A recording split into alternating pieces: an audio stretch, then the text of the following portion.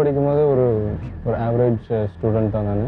So படிப்பில் அவ்வளோவா எனக்கு இன்ட்ரெஸ்ட் இல்லை. திடீர்னு ஆக்சிடெண்ட்டாக எனக்கே தோணுச்சு. ஒரு 11th 12th படிக்கும்போது படிப்பில் இன்ட்ரெஸ்ட் இல்லாததுனால எங்கள் அப்பாவோட அடிக்கடி ஷூட்டிங் ஸ்பாட்லாம் போவேன் சின்ன சின்ன வயசில். ஸோ அப்படி போய் எனக்கு ஒரு இன்ட்ரெஸ்ட், சரி நடிக்கலாம் அப்படின்ட்டு. ஸோ யாரும் ஃபோர்ஸ் பண்ணல என்ன. இன்ஃபேக்ட் எங்கள் அம்மா அப்பாவுக்கும் இதில் அவ்வளோ விருப்பம் கிடையாது. நான் வந்து நடிக்கிறேன்னு சொன்னதுக்கப்புறம் அவங்களாம் வேண்டான்னு தான் சொன்னாங்க. ஒரு பிடிவாதம் வந்து எங்கள் அப்பா, எங்கள் அம்மம்மா, எங்கள் மாமா மிஸ்டர் எஸ்.என். சுரேந்தர் எல்லாருமே சினிமாவில் இருக்காங்க. எல்லாருமே சிங்கர்ஸ். எல்லாருமே வந்து ஃபஸ்ட்டில் வந்து எதிர்த்தாலும் நடிகன் ஆனதுக்கப்புறம் வந்து எல்லாருமே எனக்கு ரொம்ப சப்போர்ட்டாக இருக்கும். கான்ஃபிடென்ஸ் இருக்குது, நீ வந்துடுவ, கவலைப்படாத அப்படின்னு ஒரு சொன்னார். எனக்கு ரொம்ப என்கரேஜிங்காக இருந்தது அதை கேட்குறது.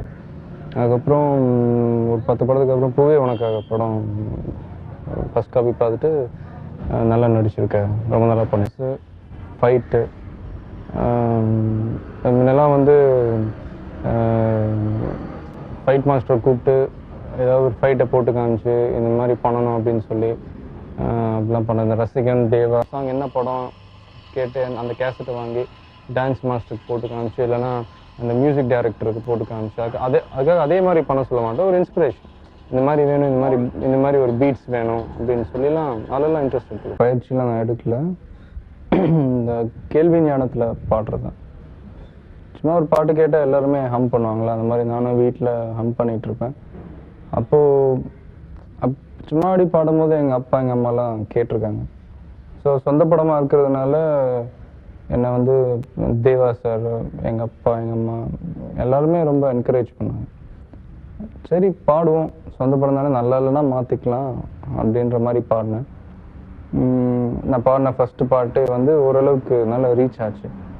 ஸோ அது ஹிட் ஆனதுக்கப்புறம் எனக்கே ஒரு இன்ட்ரெஸ்ட், சரி எல்லா படத்துலையும் பாடலாம். எனக்கு ஏற்ற மாதிரி ரேஞ்ச் இருந்தால், எனக்கு இந்த ஹை பிக்சர்ஸ்லாம் வந்து என்னால் பாட முடியாது. ஸோ எனக்கு ஏற்ற மாதிரி ஏதாவது சாங்ஸ் இருந்தால் நான் வந்து அது தானாக அமைஞ்சிருதுங்க. நாங்களாம் ஒன்றும் சாப்பாடு சம்மந்தமான வார்த்தைகள் வேணும்னு சொல்லிலாம் நாங்கள் கம்போஸ் பண்ணுறது கிடையாது.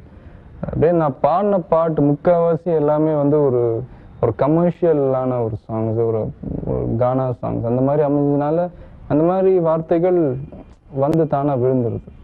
ஸோ அதனால் ஃபாஸ்ட் ஃபுட் ஹீரோன்னு கூட நிறைய பேர் என்ன சொல்கிறாங்க.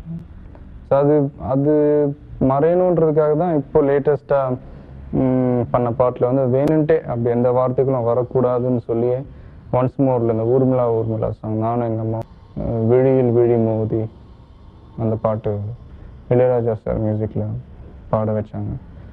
எனக்கு அந்த பாட்டு இப்போ லேட்டஸ்ட்டாக ரொம்ப பிடிக்கும். நான் பாடின